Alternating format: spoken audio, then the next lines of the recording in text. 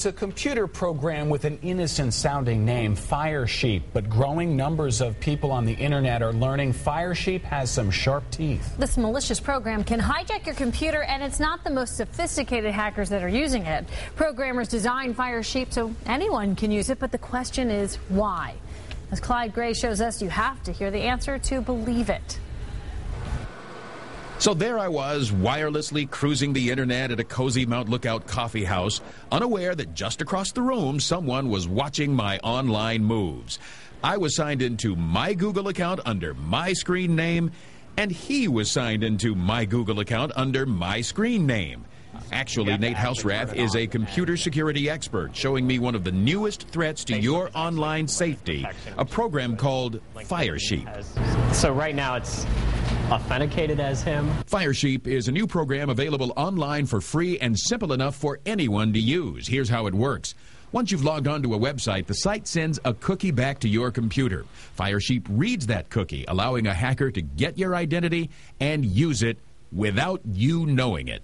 It logs the attacker into to whatever account it is. So if it's Google, it logs in as you to Google, and they can, browse while pretending to be you. So if you were the kind of person that were interested in child porn, this would be something good for you to be able to do. I could do that, yes. I could search for child porn, and it would be under your Gmail account. Letizia is a regular at the coffee shop who spends hours at a time on her computer.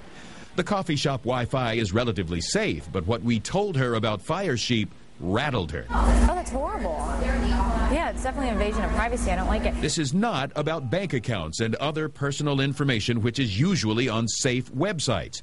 But people who post pictures on Flickr or who use Twitter on largely unprotected websites are vulnerable to Firesheep. What's the reason? Why would they do that? I mean, are they hackers? Not exactly. Firesheep is the brainchild of Eric Butler, a Seattle programmer. He says his goal was to make websites do more about their security gaps. I wrote Firesheep because I was tired of having to deal with websites that were ignoring this problem of user privacy. And Houserath says companies are taking note. For instance, Facebook and LinkedIn have tightened their security. It appears to be working, yes. Companies do appear to have taken note, and hopefully they'll continue to improve their security. That was Clyde Gray reporting. So how do you protect yourself? Well, here's what Nate Houserath suggests. Avoid so-called open or unencrypted Wi-Fi networks, even if they're in your own home.